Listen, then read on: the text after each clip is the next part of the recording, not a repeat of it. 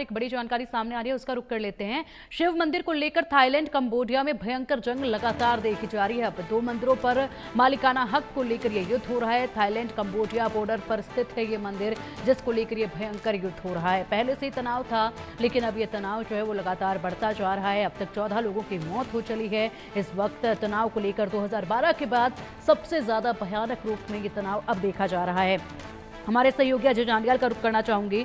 अजय, अगर बात की जाए तो 900 साल पुराने मंदिर को लेकर ये विवाद अब बहुत ज्यादा बढ़ता जा रहा है। ये युद्ध जो है वो काफी हद तक आगे बढ़ता जा रहा है, तो इसे सबसे ज्यादा धार्मिक महत्व इस तनाव के पीछे माना जाए या फिर रणनीतिक महत्व इसका सबसे ज्यादा माना जाए?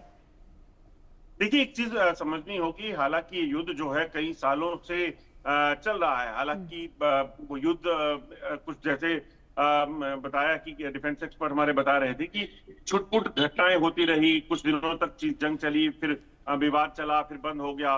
मगर अब ये जो बड़ा है ये खाली धार्मिक नहीं हो सकता, क्योंकि उस वक्त पहले जब युद्ध हुए या जब ये लड़ाई शुरू हुई, वो सिर्फ मंदिर को लेकर थी। फिर वो बाद में सीमा विवाद को लेकर चली गई।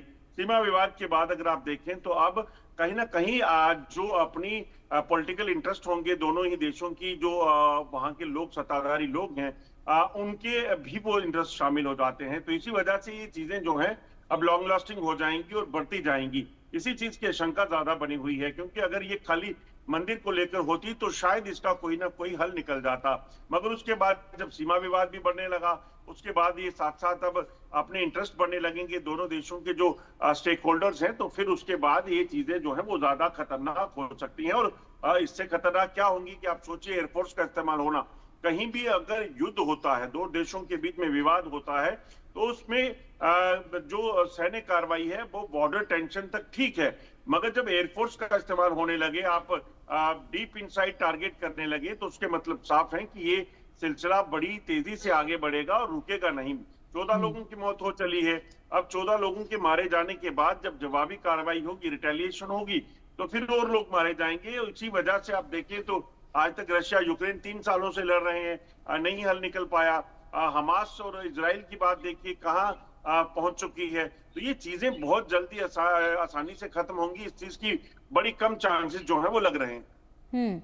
बिल्कुल सही कह रहे हैं आप। 2008 से लेकर 2011 के बीच में 28 लोगों की उस वक्त पर मौत हुई थी। 14 लोगों की अब एक हफ्ते के अंदर मौत हो गई है। हजारों लोग ऐसे भी हैं अजय जो विस्थापित हो चले हैं यहाँ से।